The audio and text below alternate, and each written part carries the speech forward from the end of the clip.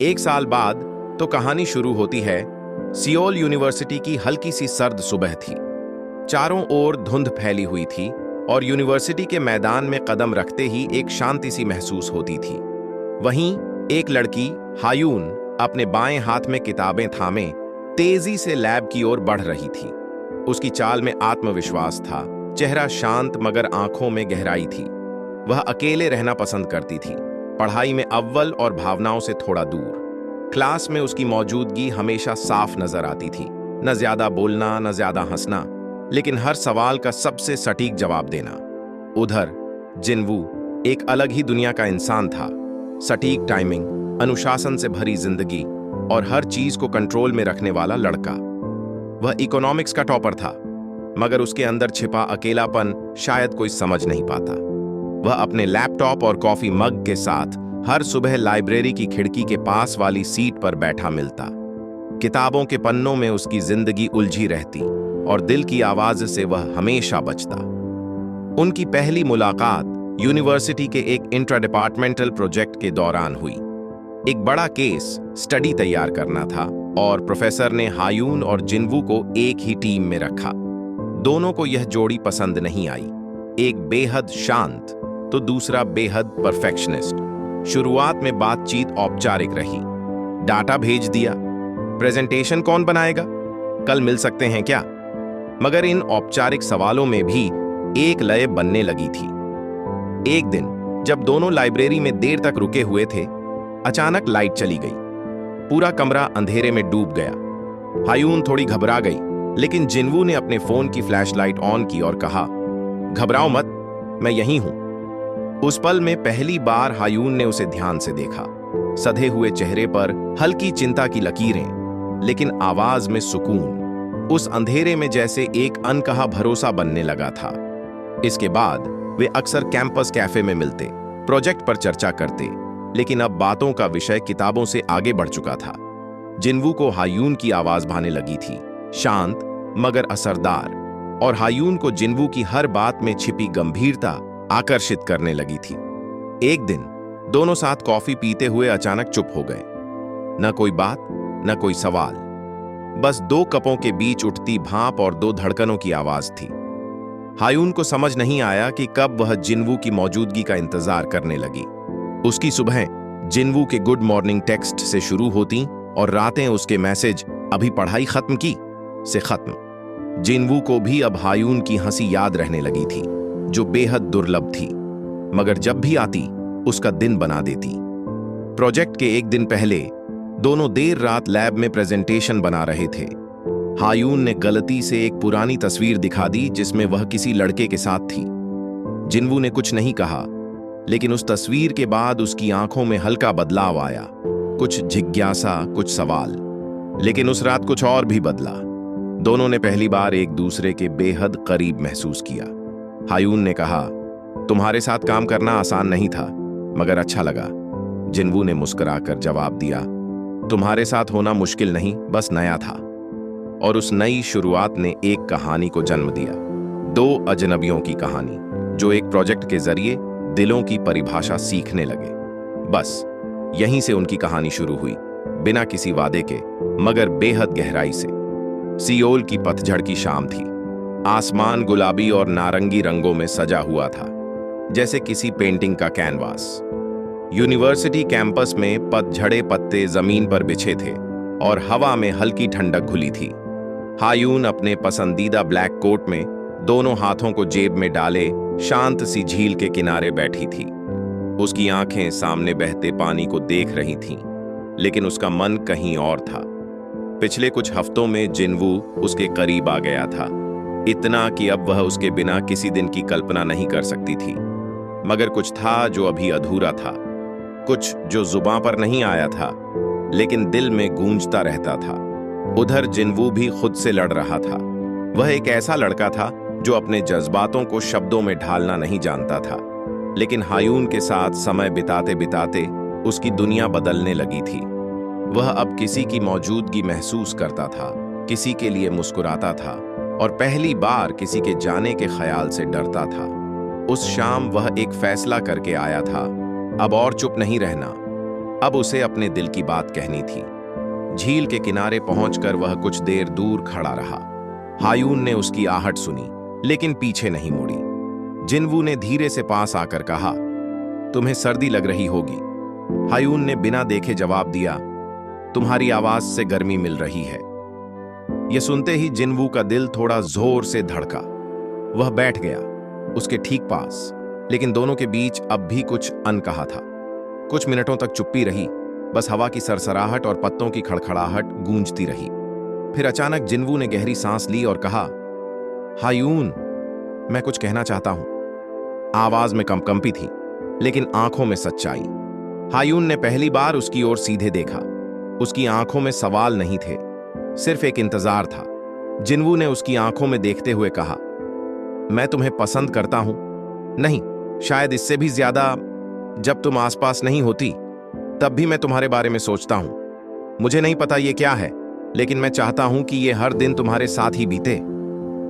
एक पल के लिए समय ठहर गया। हायून कुछ नहीं बोली, सिर्फ आंखों में नमी लिए वह जिन्वू को देखती रही, जैसे वो शब्दों की बजाय दिल की धड़कनों से जवाब दे रही हो। फिर उसने हल्के से मुस्कुराकर कहा, मैं भी यही चाहती हूं। उसकी आवाज धीमी थी, मगर यकीन से भरी हुई। जिन्वू को उस एक पल में सब कुछ मिल गया, मानो पूरी दुनिया उसकी मुट्ठी में थी। उन्होंने पहली बार एक दूसरे का हाथ थामा, बिना हिचक, बिना डर के। नया रिश्ता बोया। उस शाम वे देर तक वहीं बैठे रहे। न ज्यादा बातें, न ज्यादा वादे, सिर्फ मौन में बहती एक ऐसी सुकून भरी लहर जो दो अजनबियों को अपने साथ बहा ले गई। उनके बीच कुछ बदला था, कुछ बहुत खास। अब वे केवल दो प्रोजेक्ट पार्टनर नहीं थे, अब वे एक दूसरे के सबसे करीब थे। कैंपस की लाइटें जल चुकी थीं, हवा थोड़ी और ठंडी हो गई थी, लेकिन जिन्वू ने हायून का हाथ नहीं छोड़ा। वह पहली बार था जब उसने किसी को यूं पकड़ा था, और पहली बार हायून को किसी की पकड़ इतनी सच्ची लगी थी। उस रात आसमान के तारे भी जैसे थोड़ी देर और चमकते रहे, जैसे वे जानते हों कि नीचे दो दिल एक हो चुके हैं, चुपचाप मगर पूरी तरह। सियोल की सर्द हवाओं के बीच उनके रिश्ते की गर्माहट धीरे धीरे बढ़ रही थी। यूनिवर्सिटी कैंपस अब उनके प्यार का मूक गवाह बन चुका था। पहले जहां वे सिर्फ एक प्रोजेक्ट पर काम करने वाले दो छात्र थे, अब वे एक दूसरे के दिन की शुरुआत और रात की आखिरी सोच बन चुके थे। हर सुबह जिन्वू हायून को गेट के पास इंतजार करता मिलता, हाथ में 2 कप कॉफी के साथ, एक ब्लैक उसके लिए, एक हल्का शुगर हायून के लिए। हायून, जो कभी वक्त की पाबंद थी, अब जानबूझकर थोड़ी देर से आती, सिर्फ यह देखने के लिए कि जिन्वू कितनी बेसब्री से उसकी राह देखता है। क्लास खत्म होने के बाद दोनों लाइब्रेरी के उसी कोने में बैठते जहां पहली बार अंधेरे में जिन्वू ने उसका हाथ थामा था। पढ़ाई के बहाने वे एक दूसरे की मौजूदगी में वक्त बिताते। कभी जिन्वू हायून के बालों में उलझा एक पत्ता निकाल देता, कभी हायून उसकी नोटबुक में छोटी छोटी मुस्कुराती हुई स्माइली बना देती। ये छोटी चीजें अब उनके बीच की दुनिया बन चुकी थीं। दुनिया की भीड़ में वे एक दूसरे के लिए सबसे खास थे। छुट्टियों के दौरान जिन्वू ने हायून को अपने घर बुलाया था। उसकी मां ने पहली बार किसी लड़की को उसके बेटे के साथ देखा। हायून की नम्रता और संजीदगी ने उन्हें तुरंत प्रभावित किया। वहीं हायून के पिता, जो एक सख्त स्वभाव के इंसान थे, पहली बार किसी लड़के से उसकी वजह से मुस्कुराए थे। जिन्वू का संयम, उसका व्यवहार और उसकी नजरों में हायून के लिए इज्जत, सब कुछ भरोसेमंद था। दोनों परिवारों ने भले कुछ न कहा हो, मगर एक अनकही स्वीकृति उनके बीच पनप चुकी थी। उनका रिश्ता अब छुपा हुआ नहीं रहा था, लेकिन उसमें कोई दिखावे की जरूरत भी नहीं थी। वे न सोशल मीडिया पर एक दूसरे को टैग करते थे, न फैंसी तस्वीरें डालते थे। उनके रिश्ते की सबसे खूबसूरत बात यही थी, सच्चा, साफ और सादगी से भरा हुआ। हायून को जिन्वू की छोटी छोटी बातों में प्यार दिखता था, जैसे उसका ध्यान रखना कि वह खाने के बाद दवा ले रही है या नहीं, या फिर ठंड में बिना टोपी के बाहर न निकले। एक बार सर्दियों की एक शाम वे दोनों नदी किनारे वॉक पर निकले थे। ठंडी हवा चल रही थी और हायून के हाथ ठंड से सुर्ख हो रहे थे। जिन्वू ने बिना कुछ कहे अपने ग्लव्स उतारकर उसके हाथों में पहना दिए। हायून की आंखों में चमक आ गई और बिना कुछ बोले उसने उसका हाथ थाम लिया। उस स्पर्श में ना कोई लालसा थी, ना कोई जल्दबाजी, बस अपनापन था और एक यकीन कि यही इंसान उसका सच्चा हमसफर है। वे अक्सर मिलकर भविष्य के सपने बुनते, किस शहर में रहेंगे, कौन सी किताबों से बच्चों को कहानियां सुनाएंगे और कैसे हर रविवार को साथ खाना बनाएंगे। हायून को लगता जैसे जिन्वू की आवाज में उसका कल बसा हुआ है और जिन्वू को लगता जैसे हायून की हंसी उसकी जिंदगी की सबसे प्यारी धुन है। लेकिन प्यार जब इतना गहरा हो तो उसके टूटने का डर भी उतना ही बड़ा होता है। पर अभी तक उस डर की कोई जगह नहीं थी। अभी तो वे बस जी रहे थे, हर पल को, हर सांस को एक दूसरे की मौजूदगी में। और यही वह वक्त था जब उन्हें लगने लगा था कि उनका साथ शायद हमेशा के लिए है। सर्दियों की सुबह अब कुछ ज्यादा ठंडी लगने लगी थी, लेकिन हायून के दिल में जिन्वू की मौजूदगी अब तक गर्माहट बनाए हुए थी। यूनिवर्सिटी में नए सेमेस्टर की शुरुआत हो चुकी थी और दोनों अब अलग अलग प्रोजेक्ट्स में व्यस्त थे। पहले जहां दिन भर साथ रहना आम बात थी, अब वक्त चुराना पड़ता था। लेकिन इस बदलते रूटीन में भी उनकी आंखों में एक दूसरे के लिए वही चमक थी, वही इंतजार, वही बेचैनी। एक दिन हायून को अचानक नोटिफिकेशन मिला कि जिन्वू ने किसी अनजान लड़की की फोटो पर दिलचस्प कमेंट किया है। उसका दिल धक से रह गया। वह कुछ देर तक स्क्रीन को घूरती रही, ना कुछ कहा, ना कुछ पूछा। वह जानती थी कि यह कोई बड़ा मुद्दा नहीं था, लेकिन दिल को चोट लग चुकी थी। उस रात उसने जिन्वू को मैसेज नहीं किया और जिन्वू ने भी खामोशी को महसूस कर लिया। अगले दिन जब वे मिले तो जिन्वू ने तुरंत पूछा, तुम ठीक हो? हायून ने मुस्कुराकर कहा, हाँ, बस थोड़ा थक गई हूं। लेकिन उसकी आंखों में सवाल थे। जिन्वू समझ गया, पर उसने जानबूझकर बात को टाल दिया। यह पहली बार था जब उनके बीच कोई बात अनकही रह गई। पहली बार उनके बीच मौन ने शक का बीज बो दिया। दिन बीतते गए और वो लड़की जिन्वू के प्रोजेक्ट में पार्टनर निकली। उसका नाम था सेओना। खुली सोच वाली, बेहद सोशल और बातों में तेज। हायून हर दिन जिन्वू को उसके साथ हंसते, काम करते और वक्त बिताते देखती रही। उसके मन में सवालों की बारिश होती, लेकिन वो खुद को बार बार समझाती, मैं उस पर भरोसा करती हूं। पर भरोसे की दीवार में अब बालियां पड़ने लगी थी। एक शाम जब जिन्वू हायून से मिलने आया, वह थोड़ी चुप थी।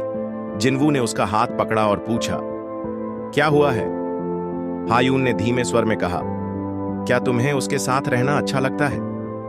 जिन्वू चौंका, लेकिन उसने तुरंत जवाब दिया, वो बस मेरी पार्टनर है, तुम जानती हो ना। हायून ने सिर हिलाया, लेकिन उसका दिल अब भी बेचैन था। यह पहली बार था जब उन्होंने एक दूसरे को लेकर असहजता महसूस की।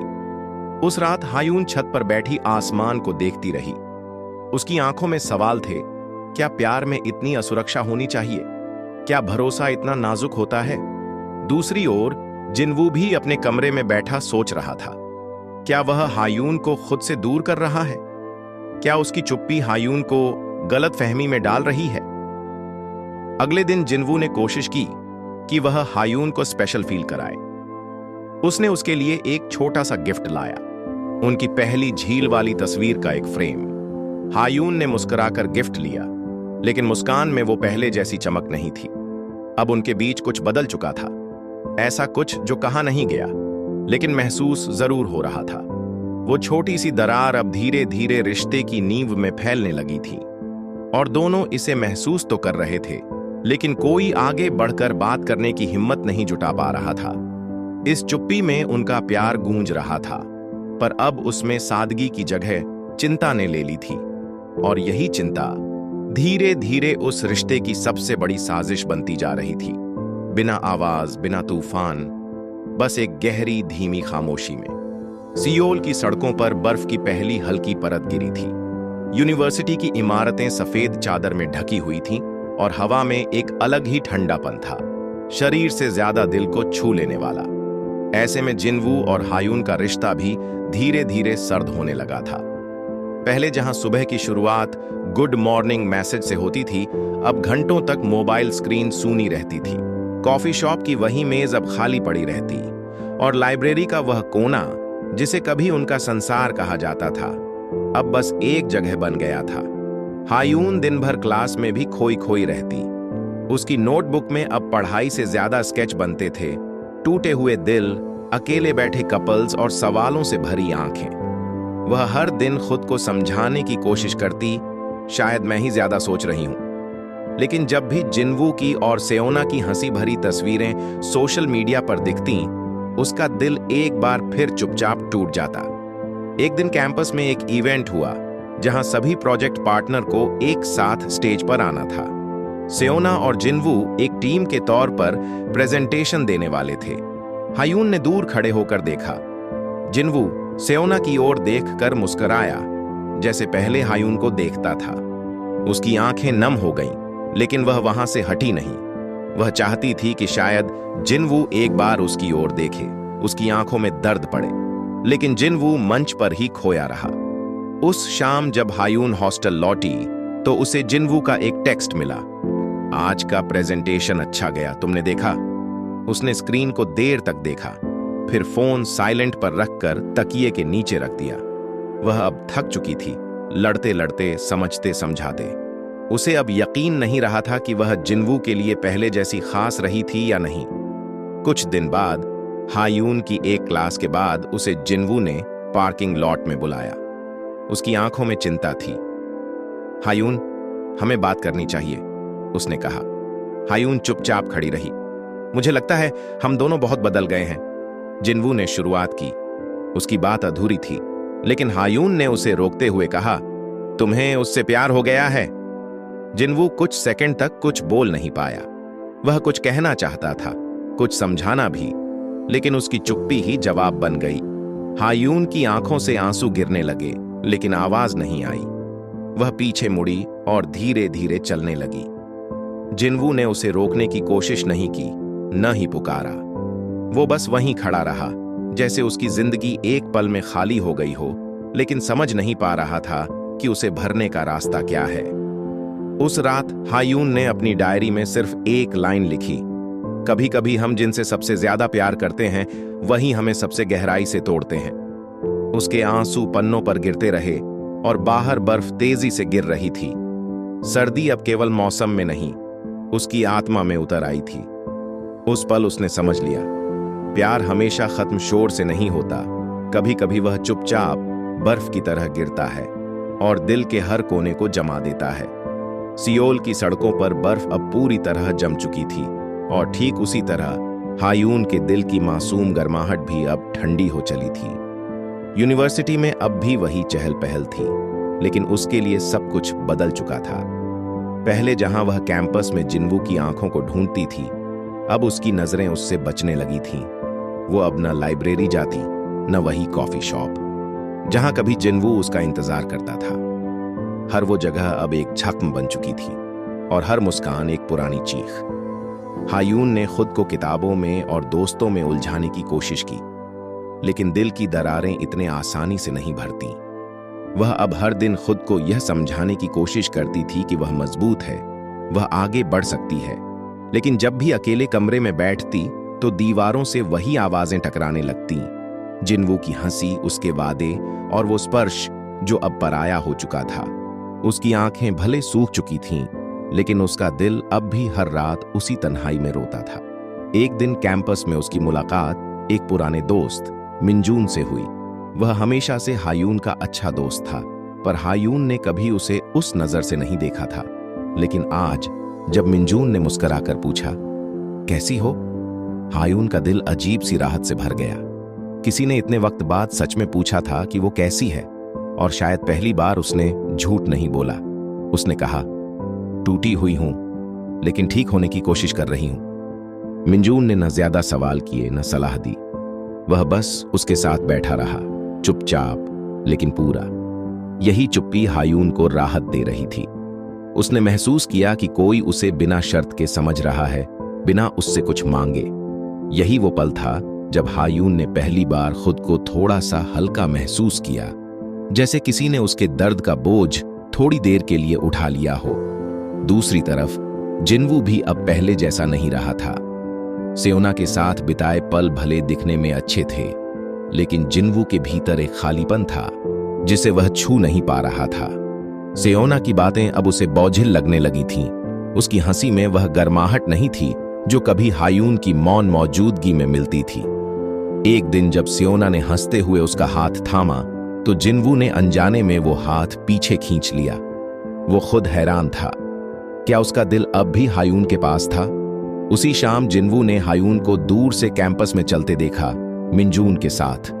उसकी चाल अब पहले जैसी नहीं थी, लेकिन उसमें एक नया आत्मबल था। जिन्वू की आंखें थम गईं और उसके सीने में कुछ चुभा। हायून मुस्कुरा रही थी। वो मुस्कान भले टूटी सी थी, लेकिन उसमें सच्चाई थी। जिन्वू ने महसूस किया कि उसने किसी और को नहीं, खुद को खो दिया है। हायून अब हर दिन अपने अंदर एक नई शुरुआत तलाश रही थी। उसकी आंखों में अब भी नमी थी, लेकिन उसमें आत्मविश्वास भी था। वो जान गई थी कि सच्चा प्यार सिर्फ साथ होने में नहीं, बल्कि खुद को जोड़ने की हिम्मत में होता है। और वह अब टूटने के बाद फिर से खुद को जोड़ रही थी, धीरे धीरे लेकिन मजबूती से। बर्फ अब भी गिर रही थी, लेकिन हायून के भीतर वसंत की एक हल्की किरण उग रही थी। वह अब फिर से जीना सीख रही थी, बिना जिन्वू के। सर्दियों की वो लंबी रातें अब थोड़ी छोटी होने लगी थीं और शहर की ठंडी हवा में हल्की सी गर्माहट घुलने लगी थी। सियोल की गलियों में मौसम बदल रहा था और साथ ही बदल रही थी हायून की दुनिया भी। उसने अब खुद को एक नई रफ्तार में ढाल लिया था, जहां वो अपने सपनों के पीछे भाग रही थी, खुद के लिए, बिना किसी के सहारे। उसके चेहरे पर पहले जैसी मासूमियत तो नहीं रही थी, लेकिन एक नई चमक थी, जैसे किसी तूफान ने उसे मांझ कर और मजबूत कर दिया हो। क्लासरूम में अब वह पहले से कहीं ज्यादा ध्यान से पढ़ाई करती थी। उसके नोट्स साफ सुथरे थे, समय पर असाइनमेंट जमा होते थे और प्रोफेसर्स तक उसकी तारीफ करने लगे थे।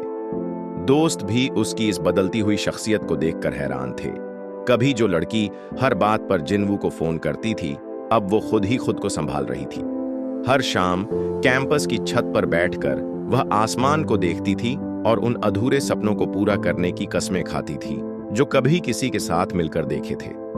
मिंजून अब उसका साया बन चुका था, न ज्यादा बोलने वाला, न जबरदस्ती साथ रहने वाला। वह बस हायून के साथ चलता था, जैसे एक दीवार बनकर उसे टूटने से बचाता हो। जब भी वह चुप होती, वह उसे कुछ ऐसा कह देता जो उसे मुस्कुरा दे। एक दिन उसने हायून से कहा, तुम्हारा दिल जितना टूटा है उतना ही खूबसूरत भी हुआ है। हायून ने यह सुनकर कोई जवाब नहीं दिया, लेकिन उसकी आंखों में चमक आ गई थी।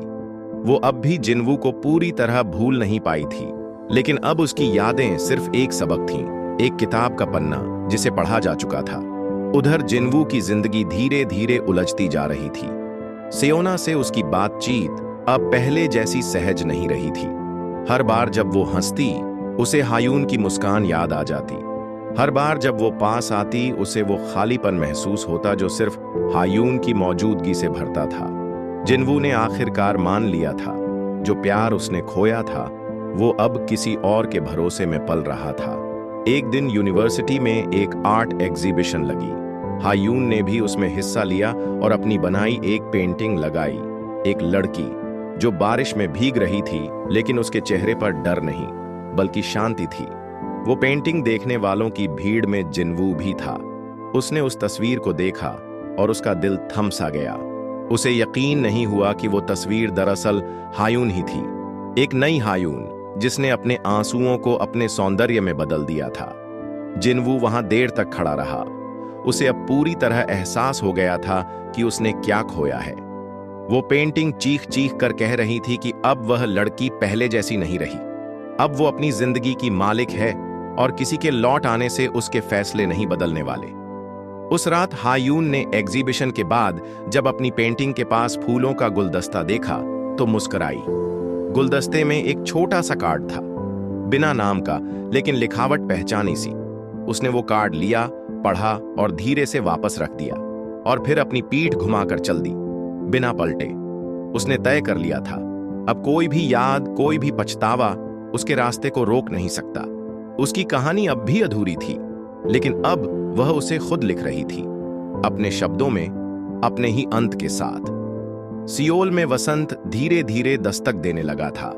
गुलाबी चेरी ब्लॉसम्स की नरम पंखुड़ियां हवा में तैरने लगी थीं और शहर की सड़कों पर हर कोना फिर से जी उठने लगा था। यूनिवर्सिटी का कैंपस भी अब रंगों से भर गया था और ठीक उसी तरह हायून की जिंदगी में भी नए रंग आने लगे थे। उसकी आंखों में अब ठहराव था, लेकिन साथ ही एक चमक भी जो दर्द के धुंध से निकलकर उम्मीद की धूप में चमकने लगी थी। हायून अब खुद को पूरी तरह समर्पित कर चुकी थी अपने फाइनल प्रोजेक्ट को, एक डिजिटल आर्ट शॉर्ट फिल्म जो भावनाओं के रंगों को दिखाती थी। ये कहानी उस दर्द की थी जो बिना आवाज के भीतर चुपचाप रिसता है और फिर भी इंसान मुस्कुराना नहीं छोड़ता। प्रोफेसर तक उसकी संजीदगी से प्रभावित थे। उसके प्रोजेक्ट को इंटरनल एग्जीबिशन के लिए चुना गया और कैंपस में हर जगह उसी का जिक्र था। हायून अब सिर्फ एक टूटे दिल वाली लड़की नहीं थी, वह एक कलाकार बन चुकी थी, अपनी भावनाओं को रंगों में बदलने वाली। एक दिन जब वह अपने लैपटॉप पर प्रोजेक्ट एडिट कर रही थी, मिनजून उसके पास आया। उसकी आंखों में कुछ था, जैसे वो बहुत दिनों से कुछ कहना चाहता हो। उसने धीरे से पूछा, तुम्हें कभी किसी ने सच में वैसे चाहा है जैसे तुम हो? हायून ने उसकी ओर देखा। उसकी आंखों में सच था, साफ और गहरा। वह चुप रही, पर उसका दिल थोड़ा कांपा। मिनजून ने मुस्कुराकर कहा, कोई जवाब नहीं चाहिए, बस इतना जान लो, मैं यहां हूं जब तक तुम चाहो। और वह वहां से चला गया, बिना किसी उम्मीद के, बिना कोई बोझ डाले। दूसरी ओर जिन्वू की जिंदगी अब उलझनों से भरी हो चुकी थी। सेयोना से उसका रिश्ता धीरे धीरे खत्म होने की कगार पर था। वो दोनों एक दूसरे से बात करते तो थे, लेकिन अब उन बातों में कोई एहसास नहीं बचा था। जिन्वू का मन हर पल हायून की ओर भागता था। वो हंसी, वो आंखें और वो खामोश प्यार जो अब उसकी दुनिया से बहुत दूर जा चुका था। एक शाम उसने हायून की फिल्म का ट्रेलर देखा जो ऑनलाइन वायरल हो रहा था। उसमें एक डायलॉग था, जो दिल सच में टूटता है वही कला में बदलता है। जिन्वू को समझ आ गया, यह लाइन उसी के लिए थी। एग्जीबिशन का दिन आया। चारों ओर भीड़ थी, तालियां थीं और हायून के प्रोजेक्ट को स्टैंडिंग ओवेशन मिला। मंच पर खड़ी हायून मुस्कुरा रही थी। उसकी आंखें नम थीं, लेकिन इस बार वह खुशी के आंसू थे।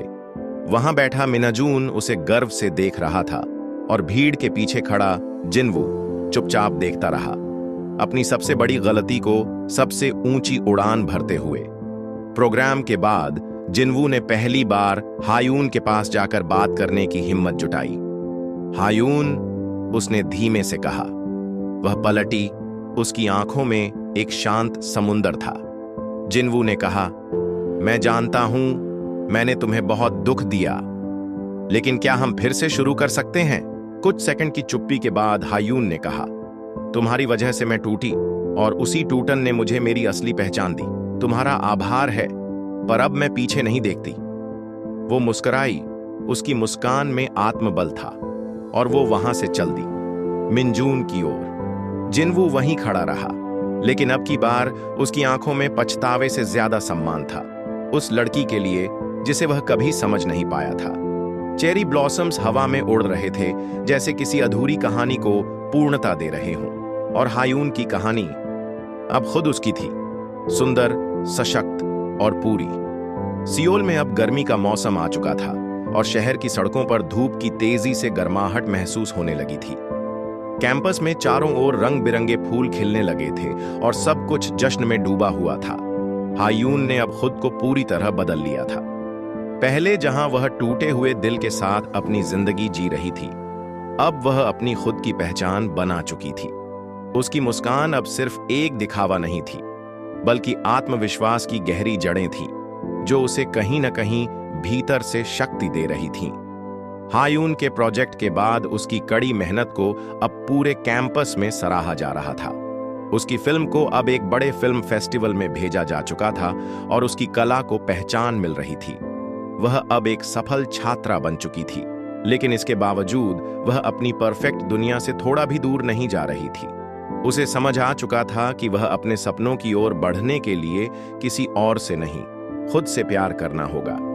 वह खुद को पूरे दिल से सम्मान देती थी और यही उसकी सबसे बड़ी सफलता थी। इसी बीच मिनजून की भी जिंदगी में कुछ बदलाव आए थे। हायून के साथ बिताए पल अब उसकी जिंदगी का हिस्सा बन चुके थे, लेकिन उसने कभी यह महसूस नहीं किया कि वह उसे अपने दिल से चाहने लगा था। मिनजून ने खुद को बहुत समय तक समझाने की कोशिश की थी कि वह सिर्फ एक अच्छा दोस्त है, लेकिन जैसे जैसे समय बीतता गया उसकी भावनाएं धीरे धीरे सामने आ गईं। वह चाहता था कि हायून जान सके कि वह हमेशा उसके साथ है और उसका समर्थन करता है, न सिर्फ दोस्त के तौर पर बल्कि कहीं ना कहीं वह भी उसके साथ अपनी जिंदगी की नई शुरुआत चाहता था। दूसरी ओर जिन्वू की जिंदगी अब खाली सी महसूस होने लगी थी। सेओना के साथ उसका रिश्ता खत्म हो चुका था और वह अब अकेला था। हर सुबह उठकर वह अपने पिछले दिनों को याद करता और हायून के बारे में सोचता। उसे लगता था कि उसने हायून को कभी समझा ही नहीं, और अब जब वह अपने रास्ते पर अकेला चल रहा था तो उसे यह एहसास हो रहा था कि वह क्या खो चुका था। वह हर जगह हायून को ढूंढता लेकिन उसे कहीं नहीं पाता। वह जानता था कि वह अब वापस नहीं लौट सकती। हायून ने उसकी जिंदगी से बाहर जाकर अपनी पहचान बना ली थी और यही उसकी सबसे बड़ी जीत थी। एक दिन हायून ने मिनजून के साथ कैंपस के एक छोटे से कैफे में चाय पीने का फैसला किया। मिनजून ने उसकी आंखों में एक नई चमक देखी जो शायद उसे पहले कभी नहीं दिखी थी।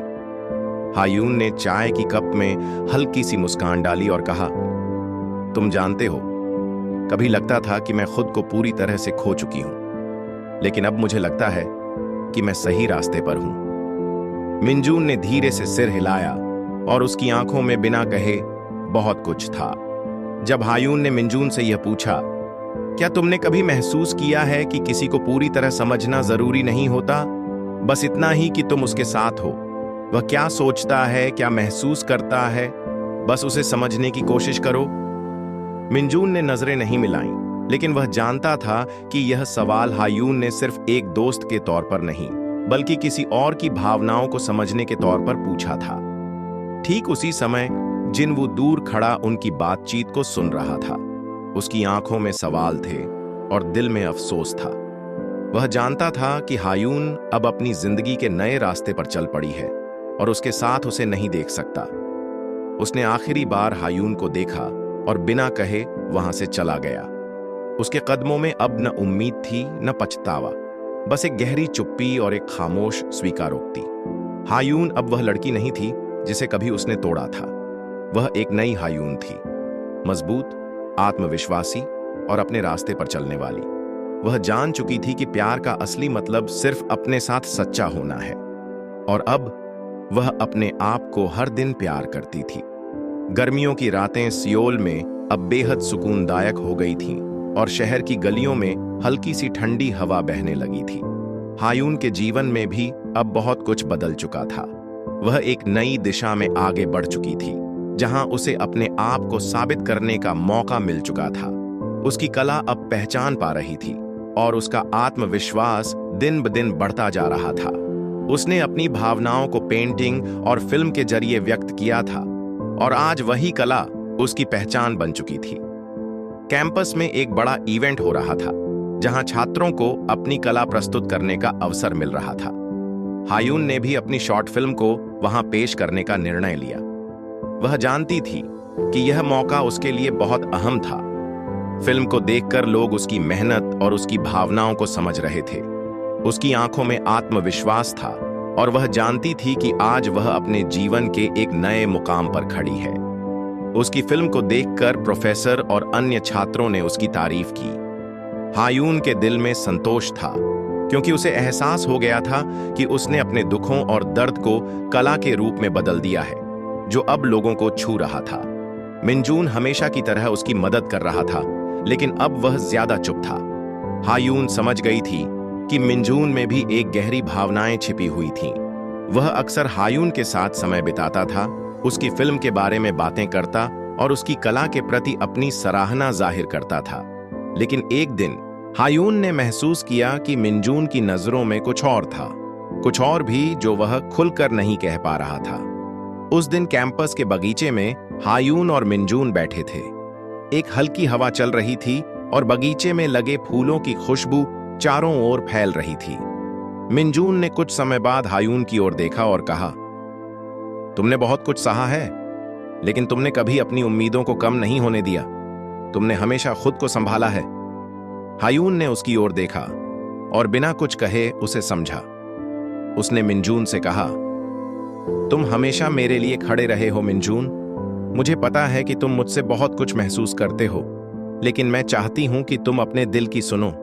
मैं खुद को फिर से तलाश रही हूं और मुझे पता है कि तुम भी अपनी पहचान बना सकते हो। मिनजून ने एक गहरी सांस ली और फिर धीरे से कहा, मैं हमेशा तुम्हारे साथ रहूंगा, चाहे तुम किसी भी रास्ते पर जाओ।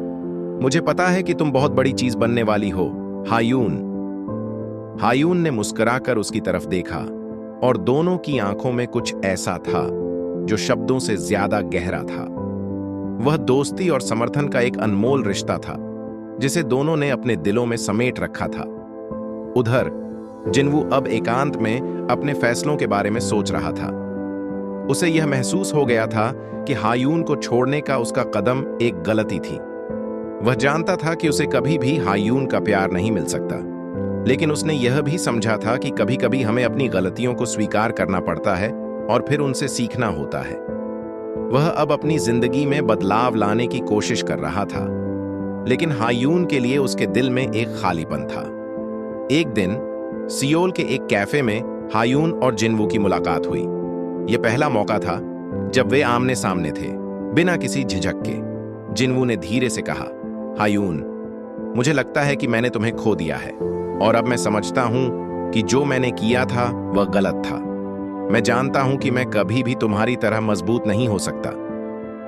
हायून ने उसकी बातों को सुना, लेकिन अब वह किसी भी पुराने रिश्ते में उलझना नहीं चाहती थी। उसने कहा, मैंने भी तुम्हें खो दिया जिन्वू, लेकिन मैंने खुद को पाया और यही मेरी सबसे बड़ी जीत है। हायून की आंखों में एक सुकून था जो पहले कभी नहीं था। वह जान चुकी थी कि जो खो गया वह फिर कभी नहीं लौट सकता, लेकिन अब वह खुद को पूरी तरह से स्वीकार चुकी थी। वह अपनी जिंदगी में आगे बढ़ रही थी और यही उसे सबसे ज्यादा खुश कर रहा था। वो दिन सियोल के इतिहास में एक और यादगार दिन बन गया। हायून ने अपने सपनों को पूरा किया और उसने सीखा कि सच्ची ताकत खुद से प्यार करने में है और यही प्यार उसे दुनिया की सबसे बड़ी सफलता दिला सकता है। आपको कहानी कैसी लगी? कमेंट में जरूर बताना। इसी तरह की प्यार भरी स्टोरी देखने के लिए वीडियो को लाइक और चैनल को सब्सक्राइब करें।